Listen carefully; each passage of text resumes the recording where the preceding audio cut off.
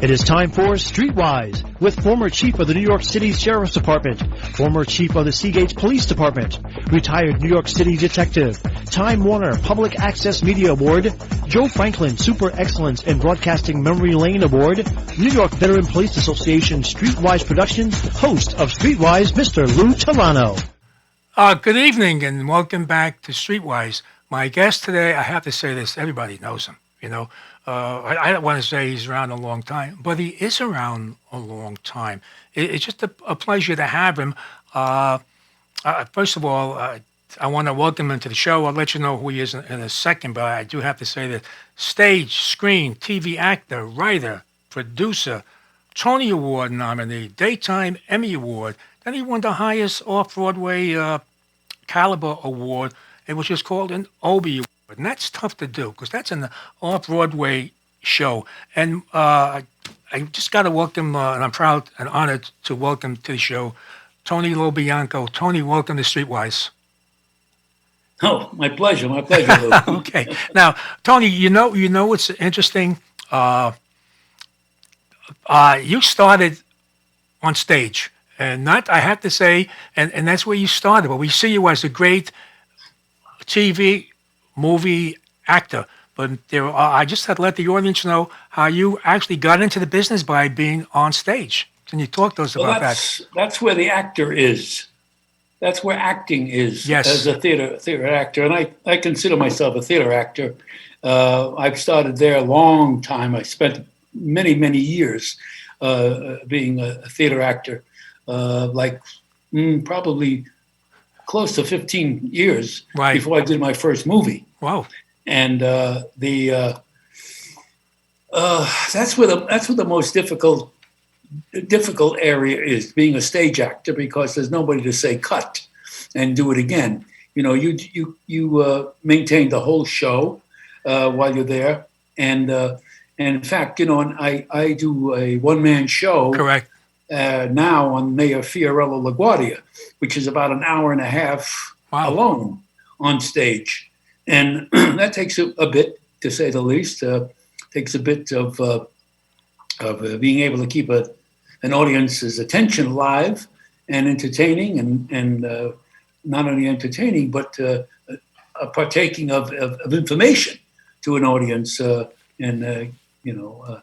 that's where the theater, an actor lives the best, and you can recognize an actor from how much theater he does, and then translate it into my first motion picture, which was The Honeymoon Killers, which is a true story about Martha Beck and Raymond Fernandez. Two killers. And that became a cult classic, and I really recommend that movie. Yeah. It was my first film, and it's become a cult classic now. And my second film was French Connection, which of course everybody knows. It's won 5 Academy Awards. Right. Gene Hackman, the great Gene Hackman, and my buddy Roy Scheider, and of course Sonny Grasso, the detective, and Eddie Egan. Those two guys. It was their story for busting that case. Again, a true story. Yeah. And then 7 Ups right after that. Right. But the you know, you talk about the theater, Lou. When I was in acting school. And when I was just a kid, I was just turning 18, and after high school, and I went to an acting school. And Arthur Miller, the great Arthur Miller, who wrote Death of a Salesman, View from the Bridge, you name it. He's fantastic, one of our best American playwrights. Yes. One of the three, O'Neill and Tennessee Williams and Arthur Miller. Yeah. Those 3 playwrights are great playwrights. And when I was a kid, Arthur Miller came to the school that I was at, and he was talking to us kids, and he brought a scene with him from A View from the Bridge. Yes. And he had these 2 kids play it. And I said to myself, looking at the scene, one day I'm going to do that play on Broadway. Wow. And that was 1954. And in 1983, I did that play on Broadway, playing the lead with Arthur Miller. And the 2 of us were outside the marquee, looking up at the marquee with both our names over the title. Right. And I said to him, how about that? Look at that. That's not bad for 2 kids from Brooklyn, huh? I got to ask you this: did you ever meet Arthur Miller's wife? You know what I'm. Which one? I Sure, know. yes. Well, the only one, You're talking about Marilyn. Marilyn Monroe? That's exactly right. No, I don't want to get you in trouble because you're home. But no. I just saw her one time okay. when she was working at the actor's studio. Excuse me, under the Strasbourg Right. school, who had rented space in the acting school that I was at, the dramatic workshop. And Marilyn had come out and was just waiting for someone to escort her down in the elevator. Right. And I happened to come out of my class, and that's the only time I really saw her alone. So what we're talking about actually, Fiorella LaGuardia, our mayor of the city of New York. I got to tell you something interesting about that. I know, folks, you won the Emmy Award on that, and that was a one-man stage, which Tony had alluded to a moment ago. That's the way you really show your acting ability, which you obviously did. But who would ever think, aside from you, and myself included, your family, because he was our mayor when you and I were born. Yeah, he was the mayor of the city of New York when you and I were born. But who ever think when you were a kid and your family, wow, someday I'm going to be playing in the mayor Fiorella LaGuardia on a one-man stage. Who the heck would think that? Who was I think that has to be a little emotional for you. Yes, well, both those situations. When you think of when I had gone to acting school and then I saw the scene and said I was going to play that on Broadway. Now, when Fiorella LaGuardia died, I remember my father being very sad. I lived in Brooklyn, born in Brooklyn, and I said to him, "Dad, what's the matter?" And he said, "A great man died today." Yes, and that's all I knew about Fiorella LaGuardia, because I was, as a kid, who knew that way back then that I, as you say, would even dream of playing in the 99th mayor, the greatest mayor that we have ever had in our whole history of New York. And he was the 99th mayor, and he was the mayor of America. Of everybody. When he was America's mayor. Yeah, like Rudy. Well, I compare him. It's a toss-up between him and Rudy Giuliani. I'm a little partial because I worked with Rudy Giuliani, but I know. Well, listen, Rudy was the next great mayor. Yes, exactly. He had a tremendous challenge, just like LaGuardia did. Yes. Rudy did a magnificent. He's a dear friend of mine, as you know too. And I supported him when he was running for mayor. Twice. And he was just a fabulous man and did the best job when he had all that adversity to take over from David Dinkins. And the city was falling apart. And apparently, we're in shape for that once again. We need that man to come back and somehow, if it's not Rudy, he can't probably run again, but somebody to come back and straighten out our city. Because we, as you know, and as everybody knows, we are in dire straits. We're in bad shape. We're bad shape. And I did send him a couple of text messages and emails, and I says, "Rudy, come home." Yeah. Come home, Rudy. And the people, what they did, they saw. Well, like you had mentioned, David Dinkins, what he did to the city, and of course they had to bring Rudy in. Now, similar to. Fiorella LaGuardia, who played that you did an excellent job on stage, of course. LaGuardia, you had mentioned, it was a people person. So was Rudy, because LaGuardia ran on a fusion ticket, correct? Right. That's the smart ticket to run in right now, because both words are adherent to the other one. Conservative or liberal. Right. They're both such odds. You cannot win with those two names. New York has done a pretty good job of winning on the liberal side, but as far as of cohesiveness and bringing people together, it's got to be a fusion candidate. I know. It's got to be someone who takes the best of both worlds, puts them together, and runs the city with logic and understanding and the excellence of learning from history. we seem to have forgotten history. We don't teach it anymore. Yeah. And we destroy history, as you see, Correct. when we don't understand it. And as you see what they've been doing to our statues and everything that deals with history, they want to destroy because they've never been taught history. And they don't want to learn from it. And if you keep destroying history, you're going to repeat it again. You're going to repeat all the terrible things if you take history away. Good, bad, indifferent. Doesn't matter. It's history. It's done. So you got to learn from it. That's the best teacher in the world, history. Right. Exactly. You know, you mentioned how your one man show. LaGuardia did something because there was no social media then, and not everybody even had a radio in those days. Definitely television was nobody would know, so you'd have to read the papers. Speaking of reading the papers, for me not to pronounce it, Fiorello LaGuardia used to read the comics on the newspapers to the kids on the radio. That's right. And you know, everything that Fiorello did was a lesson. Right. You see, he loved children, okay? Yes. And he would read the comics to the kids because there was a newspaper strike. Wow.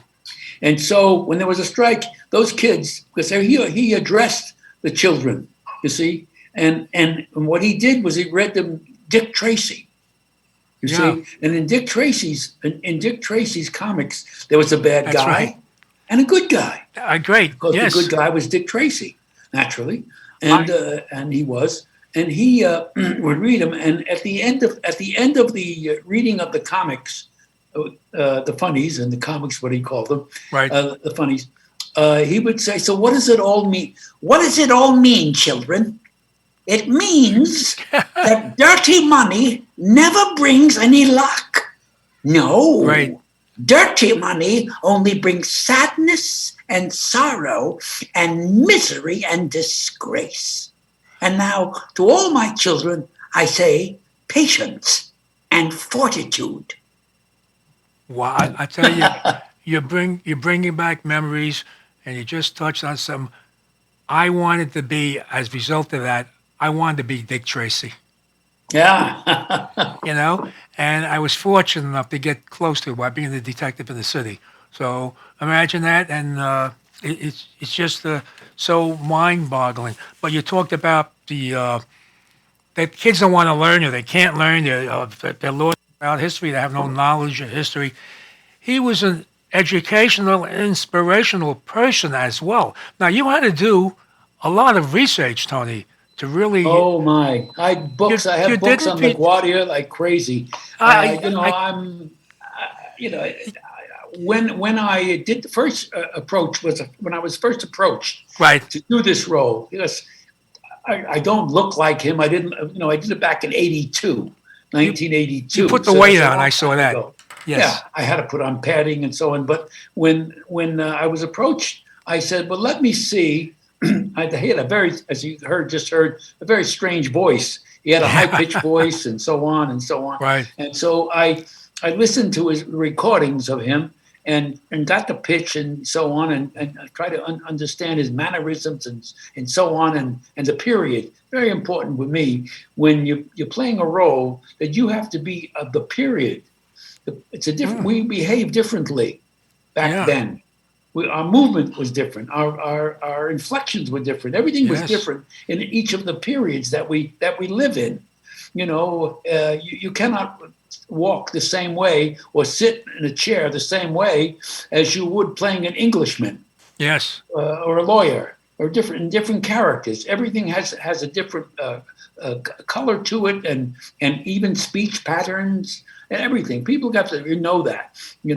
Actors have to know that too. They don't generally do that. But anyway, when I approached this part and said I would do it, and then the researchers you talked about went into it, and Paul Shire, who originally wrote the script, and we worked together very much with all the research, and so it said, "Hey, how about putting this in? How about this? How about that?" So on and so forth. And then when we got to do it on Broadway, unfortunately,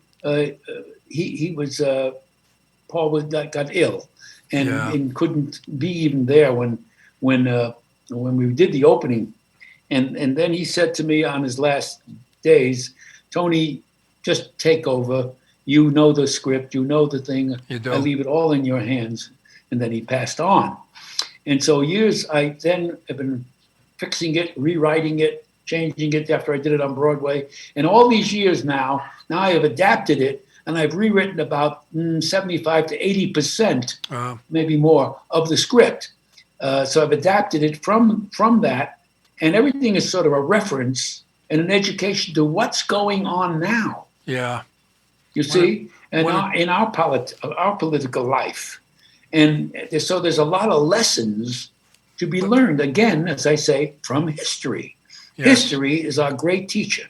That line is in the script as well. And I believe in that. And we've forgotten all about history in this country. We don't understand from history. We don't know what is great anymore, because great things happened back then, and we're doing reproductions of greatness. We're reinventing history.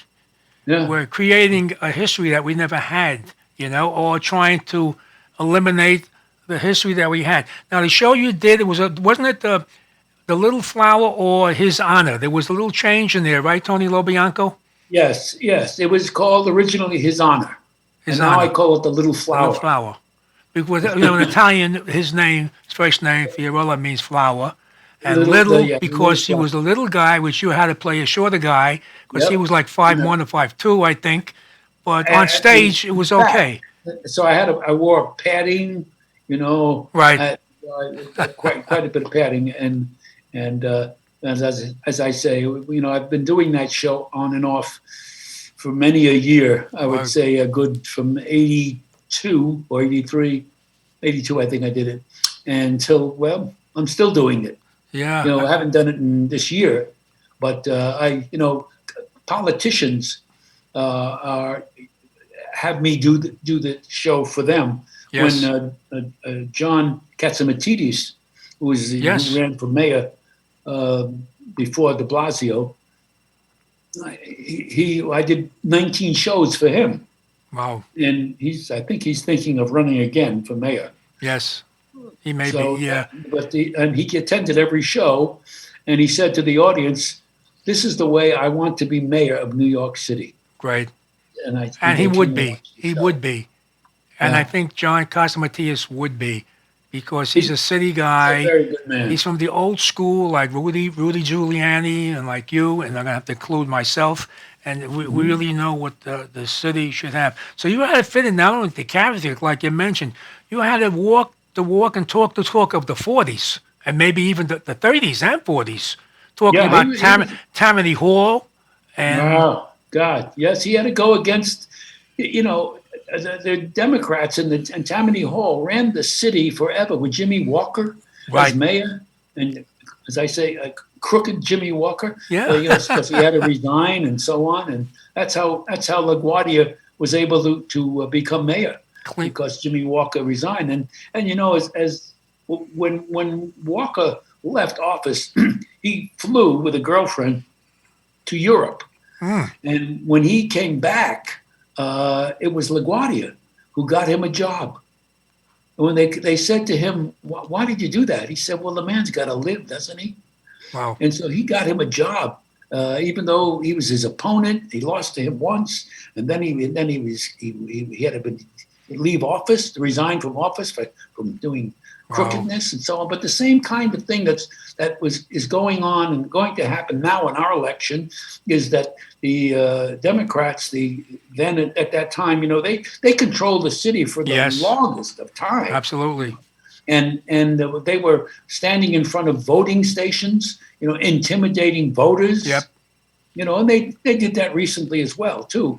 With clubs in their hand, intimidating voters. Absolutely. And that was then.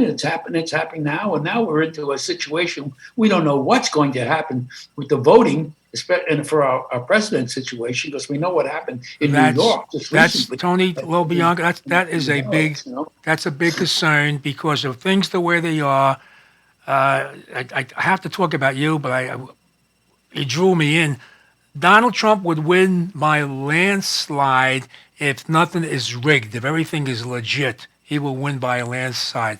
And it just that's the concern. I think the biggest concern, the fraud, the rigging of the election. So yeah, we're into a situation where they're sending out 80 million ballots, 80 Yes. million ballots to who knows and when they're going to come in. That's when right. They're going to be counted. They're talking about a week after the election day. A week? That they'll be 1 week, but that is going to take more than that. Because Absolutely. there are going to be lawsuits all over the place. I understand the Democrats have 600 lawyers ready waiting for the results, and then they're going to bring it to court. And I'm sure the Republicans might be doing the same thing. Yeah. So you've got this thing in court, no matter what happens. And then you have Nancy Pelosi saying, "Do not concede under any circumstances." Of course, no matter what. Of course, yeah. They're ready. So, They're ready. But what does that say? That say concede. That means they already conceded. Yeah. That's the handwriting on the wall. Now, folks, I'm going to go on radio at 7 o'clock. I'm going to repeat the show again with my guest Tony Bianco. When you hear Tony Bianco, first thing comes to your head, French Connection. But which everybody knows you from that. But it's so interesting because I'm so impressed.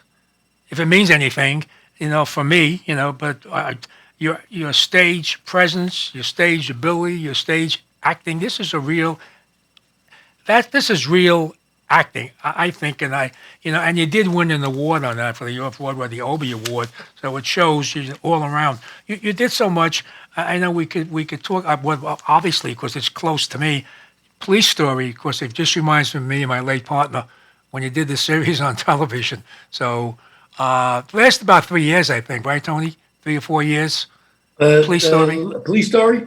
Yeah. Is that what you're saying? Well, yes, you did Police Story. What you say? 4 years. Can you speak up a little louder? I'm sorry, I'm not hearing as loud as I'd like to. Oh, okay. When you did Police Story, it just reminded me of things my late partner and I did. During those same years. Did you say I did 4 years Police Story? 4 years, I think. Yeah, it was. Yeah, I have it here somewhere. Yeah, I did quite a few of those. Yeah, we did about. I can remember 6, and I got to direct one too with the great Jackie Cooper. So that was great fun. Boy, yeah. I did those with I acted those with the Don Meredith. You did. I'm trying to think you and me. I know. You got the besides filling the character of Fiorella LaGuardia, the former mayor of the city of New York from from the 30s to 45, Rocky Marciano. Yes. You had to do Tony Bianco had to do Rocky. You had to get, not that you're not in shape, but you really had to get in shape. Oh yeah. I wound up. You see, this is what I do as an actor. If I'm going to play Rocky Marciano, I became his actual weight. I put on the weight. I worked out with the light heavyweight champ of light heavyweight champ. I can't. You got the memories. I did know, but I forgot myself. Who was the light heavyweight champ? Torres? Yeah. Torres. That's Torres, right. Yeah. Yes. He trained me. This goes back a lot of years. But I was his exact weight, 189. Also, I worked out for a long time and measured, my arms against his and so on. I know his arms were shorter than mine. It was 69 inches, but my thighs were his same size. So I got into very good shape. And in fact, what I did was, I studied all the fights. I was a fight fan anyway. Yeah. Thank God I boxed as a kid in the Golden Gloves. And street fighting and also club fighting. I did all that stuff. Right. I was a big boxing fan. So I knew of Marciano very, very well. Watched all his fights. And he was a great hero of all of us, But when I did the boxing and I did all my own fighting in the movie, I fought one day for 16 hours. And I did all my own fighting, and also I choreographed the fights. Wow. You know, and I choreographed the fights in between rounds.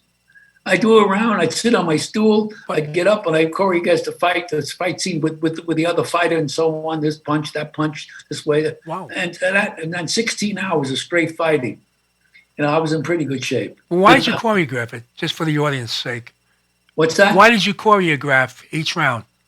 Well, because I watched the film. I used to have the footage. Yes. The footage by my bed. Before the nighttime when I go to sleep, I'd watch the fights. I'd write down this punch, that punch, or to the right, to the left, and so on and so forth. So when we got onto the ring, I duplicated the fight. Right. You know. It was just Speaking of Rocky Mountain, I when I was a detective in the city, I stopped by some club in New York in Manhattan only because the doorman or bouncer was Nino Valdez. Nino Valdez, 6'5.5", maybe, wow. maybe 260. Rocky Marciano, 5'9", like 189, like you said, knocked him down. You know, and I said to Nino, Nino, let me ask you something. You know, how did this little guy compare to you? Besides that's obviously you had to play a small heavyweight. There's no two ways about it, you know. So he said to me, he punched me in my biceps and my arms. He said, I couldn't move. He said, I could not move. He had me. He said, he said, when he hit you, as small as he was compared to this guy who was 6'5", 250, 260, he says, when he hit you, you felt it. Did you have to do that yourself? Did you have to learn how to show how to do? How his style of boxing. His style of boxing, you did. Yeah, that's what he would do. He would punch whatever he could hit. It didn't matter. He hit you in the arms. It would break your blood vessels. Yeah. And below your arms, he just punched you because he hit like a mule. Yeah. He was as powerful as you could believe it. And he was dogged. And he did not back up. He was someone who just kept coming and hitting you and bashing you, knocking your arms down and hitting your, when he fought Archie Moore. Oh, tough. I mean, he knocked him down. I don't know how many times, 5, 6 times, maybe, I forget. But I remember, he beat the hell out of Archie Moore. Right. And in the fight, he went over to Archie Moore as he was sitting on his stool after the fight was over and Marciano won, of course. He kneeled down to Archie Moore and he said, how are you, okay? And Archie Moore said, good. That was good. He said, we should do that again. And I asked his brother, I asked Marciano's brother what he said to him. That's what I know what was said. And Marciano's brother, Pete, told me that, and that's why Rocky, when he said that, and if you ever see the film of him doing that, Marciano himself, he sort of kneels, sort of gets like loses his balance on Moore saying, "Hey, let's do this again," and and Rocky sort of like says, "What?" Wow. And for your Moore was a great showman and a real mongoose and one of the great. Archie Moore was one of the top, I would say, really up there and tough fighters. Archie Moore, he fought them all, middleweight, light, heavyweights. Archie Moore so Rocky Marciano be the tough guy. Yeah. He really, he was just amazing. So what the point I'm bringing out, folks, is that Tony Bianco, you see him as a cop, you see him as a gangster, but we're talking about Tony Bianco's, which I think we should appreciate Tony Bianco's acting ability, and we're talking about it now. Now, it was I love the stuff from the 40s, the things that happened. Today, they got social media, they got a show on called 90 Days. People talk to each other, go each other 90 days, or they got all these singles. They got all these single shows. People meet lovers, the lonely people. But in the 40s, they had the Lonely Heart Club that was in the newspapers, that people should go on there if they were lonely and they hook up. There was a couple that you played this guy from the 40s who was a killer, him and his girlfriend. They went around killing elderly women that he hooked up with, and you played an excellent role. Yeah, that's the Honeymoon Killers. The Honeymoon Killers, yes. That was my first film, yeah. That was your first film, I thought so. And you It's played. a wonderful film. It really is. I say wonderful. When you describe it as this two couple go around and kill people. They were. But what's wonderful about the movie, from a movie standpoint, is that in today's movies, you see blood shooting all over the place, and you see people blown against wall. We don't have to do any of that. I know we that. state a story of these two people that are they're doing a job. Yeah. And his job is to romance these women, Right. and if they get money from them, and if they cause him a problem, he kills them. Yeah.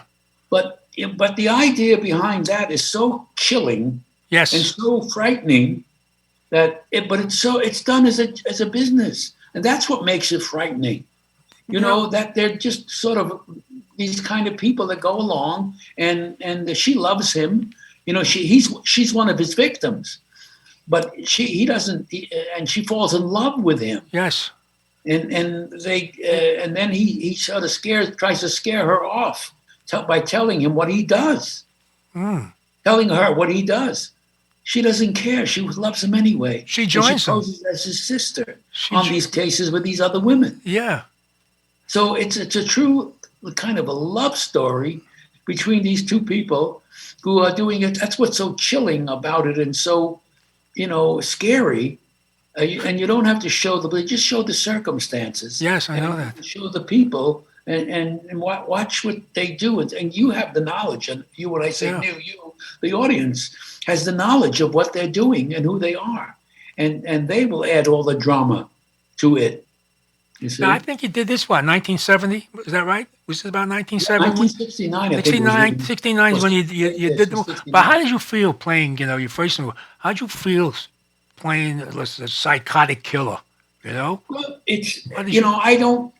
I don't think he knows he's psychotic, and I don't think I play him as a psychotic. Okay. I play him as a person who what he does is psychotic. Right. However, the most alarming thing about it is he's normal. That's what's scary.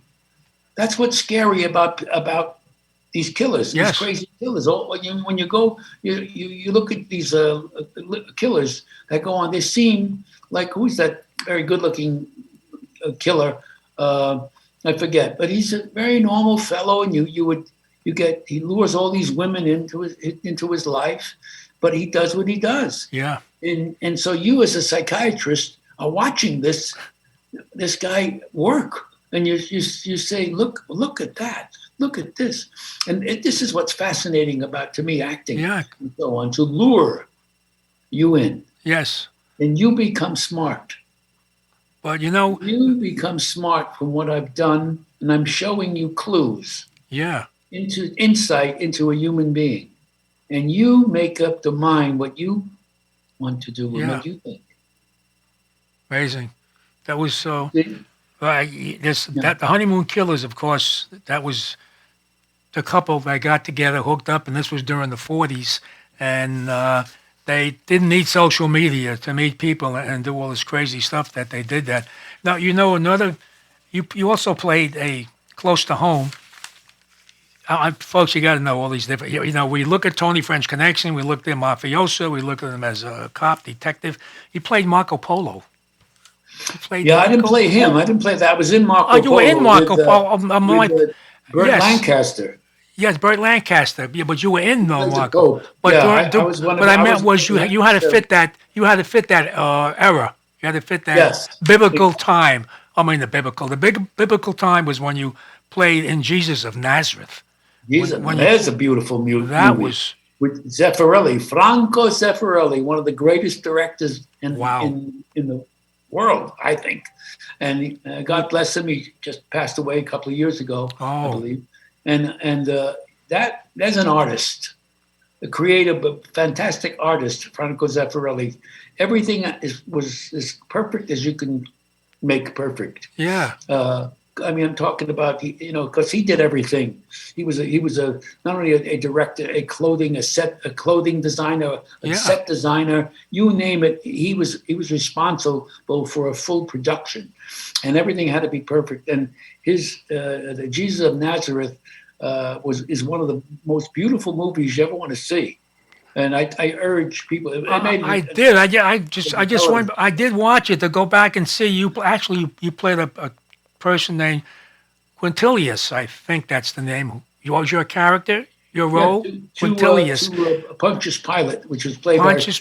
Yes. by Well, it's just what folks, what I'm trying to bring out is to really show you an actor. That's So who would think that Tony Bianco would be in Jesus of Nazareth? Yeah.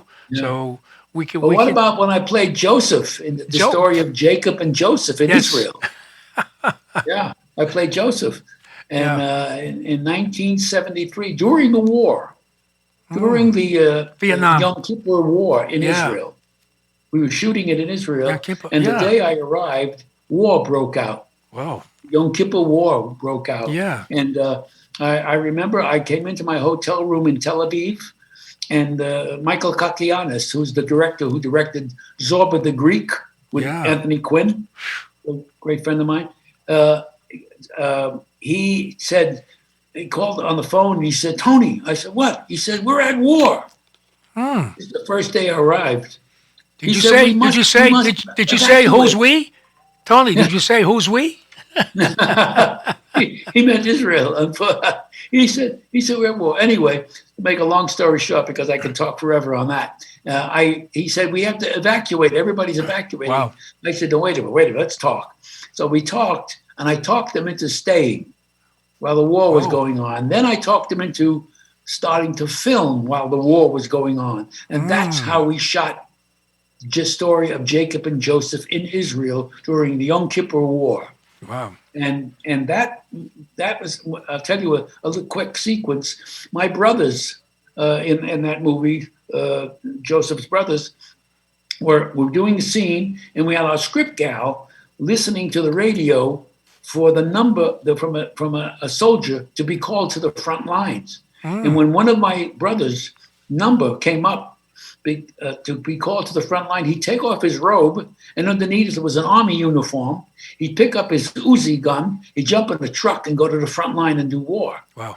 And when he was finished, he'd come back, do his 8 hours like a job, and then come back, and then the next day we'd shoot the movie. Amazing. And that's how we did the movie. Look at that. It's astounding. So Hershey Bernardi was in it, Colleen Dewhurst, Keith Michelle, who played Jacob. It's a marvelous experience. Wow.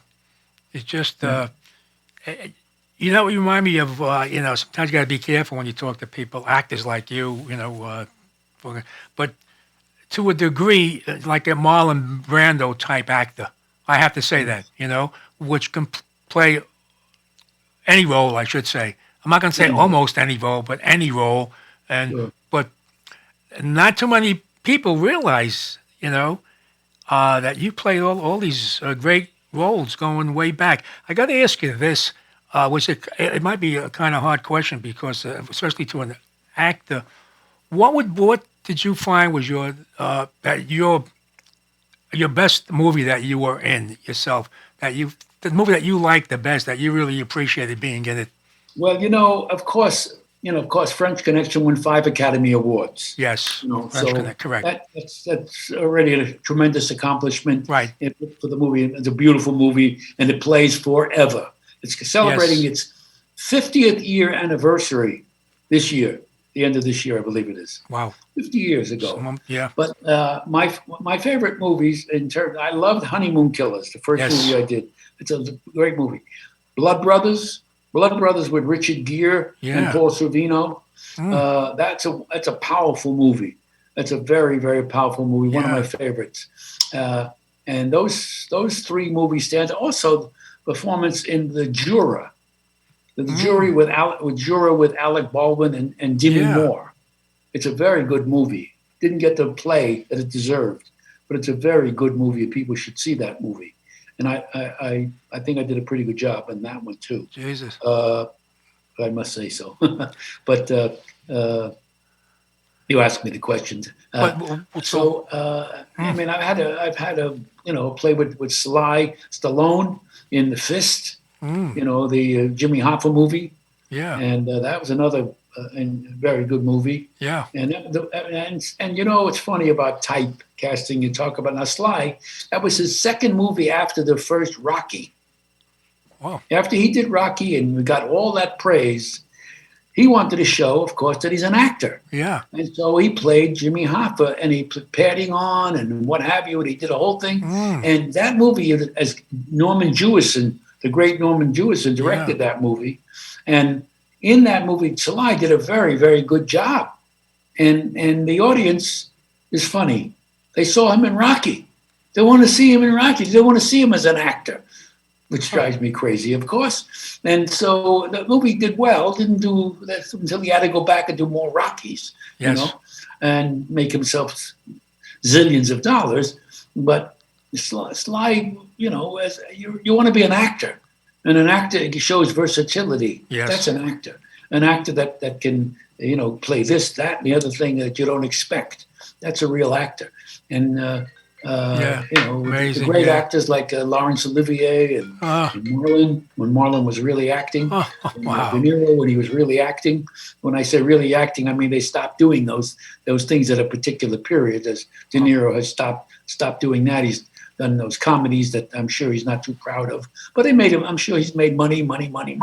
Yeah. But as far as the actor and the quality of an actor, you want to do those things. You want to play things that people don't expect and revel in what you do that is not necessarily you. Wow. But, what you can show. Wow. Now even that, I've the two favorite things that I've done. In all the movies that I've done 101, I think, movies, something like that. But I did two videos. One about congratulating and a tribute to our military. Yeah. It's a 5-minute video, and I'm extremely proud of that. I want to get into that, and since you mentioned it. I'm going to touch on that. Tony Bianco, my guest. In 1987, the late Larry Vancourt, who was a award-winning columnist, wrote a great poem which Tony Bianco narrated it, of course, and really brought it to light and made it extremely popular. Just a common soldier, and the soldier died today. But I do have to mention to the audience is that you do, Tony Bianco, you do some great work, and you're a great humanitarian because you work with the wounded. You work with the wounded warriors, and the reason why I'm saying that because it really connects. If I don't impose upon you to just say something or recite some of the soldier died today or just a common soldier, if I may ask you to do that. Absolutely. I also urge the audience to view it on YouTube. You can go to justacommonsoldier.com. Yeah. Then I will come up, and it's a beautiful video. It's only 5 minutes. Absolutely. And you should really see it with its background, with the movie, so on and so forth. But I will do it for you if you wish. I'd love to. I'd love to have you do it for me. Remember that I haven't done it live for a while. Okay. But I do. I will do it for you. Oh, great. This was written by A. Lawrence Vanecourt. He was getting old and paunchy, and his hair was falling fast. And he sat around the Legion, telling stories of the past, of a war that he had fought in, and the deeds that he had done. In his exploits with his buddies, there were heroes, every one. And though, sometimes to his neighbors, his tales became a joke, all his Legion buddies listened, for they knew of where he spoke. But we'll hear his tales no longer, Poor old Bill has passed away. And the world's a little poor, for a soldier died today. He will not be mourned by many, just his children and his wife. Well, he lived an ordinary and sort of uneventful life. He held a job and raised a family just quietly, going his own way. And the world won't note his passing, though a soldier died today. Wow. When politicians leave this earth, their bodies lie in state, while thousands note their passing and proclaim that they were great. Papers tell their whole life story from the time that they were young. But the passing of a soldier goes unnoticed and unsung. Is the greatest contribution to the welfare of our land a guy who breaks his promise and cons his fellow man? Or the ordinary fellow who in times of war and strife goes off to serve his country and offers up his life? A politician's stipend and the style in which he lives is sometimes disproportionate to the service that he gives. While the ordinary soldier was offered up his all, is paid off with a medal and perhaps a pension, small. It's so easy to forget them, for it was so long ago that the old bills of our country went to battle. But we know it was not the politicians, their compromise and ploys, who won for us the freedom that our country now enjoys. I mean, should you find yourself in danger with your enemies at hand, would you want a politician with his ever-shifting stand? Or would you prefer a soldier who has sworn to defend his home, his kin, and country, and would fight until the end? Yes, he was just a common soldier. And his ranks were growing thin. But his presence should remind us we may need his like again. For when countries are in danger and in conflict, then we find the soldier's part is to clean up all the troubles that the politicians start. If we cannot do him honor while he's here to hear the praise, then at least let's give him homage at the ending of his days. Perhaps just a simple headline in a paper that would say, "Our country is in danger and in mourning, for a soldier died today." Wow.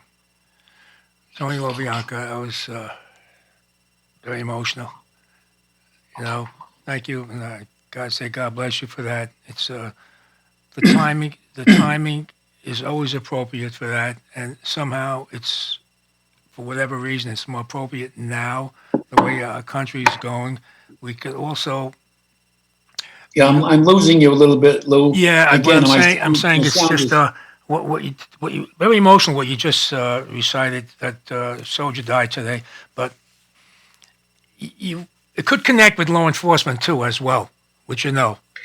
Oh yes, I listen. I praise our police because I know I have been with our police force in New York City, traveled with them, been on cases with them in my research. Yep.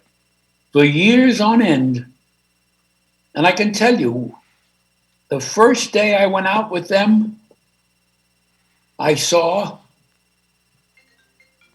a drug addict with a needle in his arm on a steps that was saved by Sonny Grasso, just pulling the needle out of his arm because we were on our way to a murder upstairs in Harlem in this abandoned building.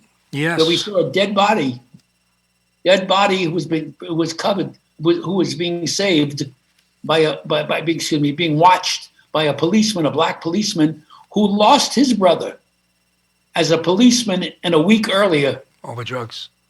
Yeah. And then from that, this is all on one day, we went and saw a woman body shot in the back in an alleyway.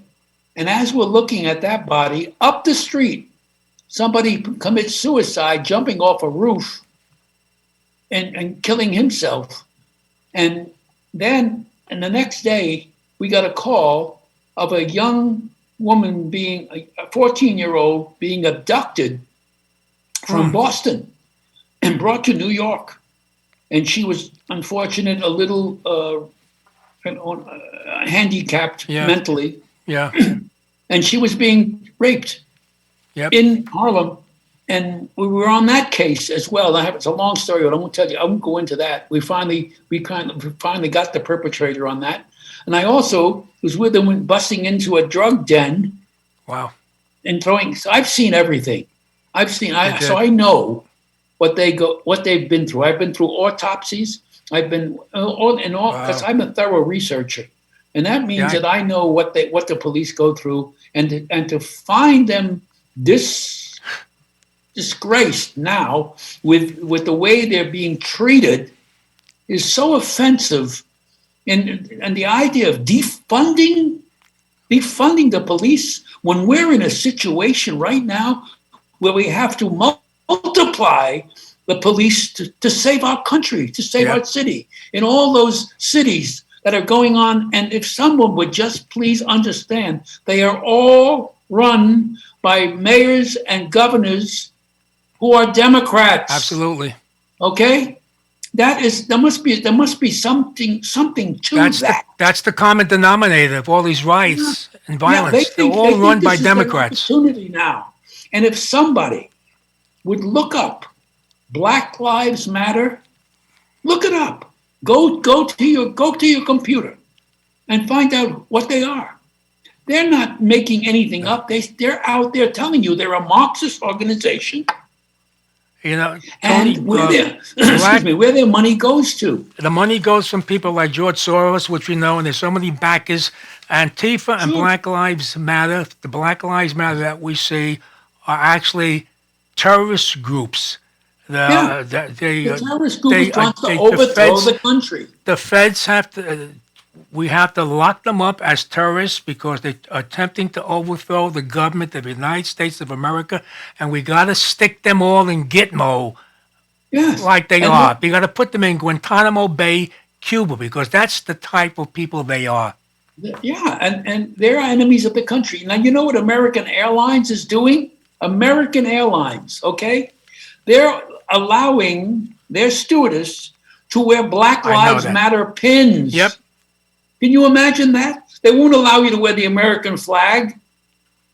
They won't allow you. This cannot be. Goodyear did the same thing, Tony. Goodyear has done the same thing. Goodyear won't let their employees wear MAGA hats, but they can wear Black Lives Matter shirts. Of course. Yeah. Right. Look. You can't wear an American flag going to school if you're a kid. What are you talking about? They think that is I know.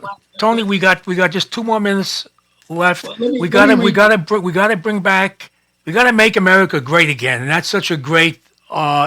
He was so right on target, Donald Trump, when he said that. You have time for me to do this? The blues? No. Or you have only 2 more minutes left? I'm sorry. You have only 2 more minutes left? We got yes. I want to just. I won't have time to read this, but I urge your viewers to go to Tony Bianco, The Blues. The Blues. Okay? I wrote that down. I'm going to mention that. Yes. Something I wrote and performed on YouTube. Go see it. It is called Tony Bianco, The Blues. The Blues. You can see it on the YouTube. And it's my tribute to the police. To the men in blue. You know, we had a sign up in our squad room. It's just a little emotional. Is that we're all blue and we all bleed red. That's what's in my blues. I saw that. You have that in there, and that was in our squad room for years. That's And right. when I was fortunate enough to get the Medal of Honor by John Lindsay at City Hall, I'm standing there with a black police officer that we made a raid. Yes, we made a raid, folks, a no-knock raid, which somehow people are getting in trouble for. And he was shot. The black police officer was shot. We're both standing on the steps. I have to send you that. To make a long story short, which is not a great story, Warren Forward was his name, was a black and white team, me, my partner, him and his partner. He was shot by a black on a drug raid. He dies 9 months later of blood poisoning from that. And, you know, Tony Bianco, thank you for being on Streetwise. And the blues, I will play it next week on my radio show. Thank you. I appreciate that. God bless you. Great talking to you. I hope to bump into you soon, Tony Bianco. God bless you. God bless your viewers, and God bless America. And we must vote. You know, we must vote and elect this man again as our president of the United States. If you don't like his personality, that's not important at this point. Not important.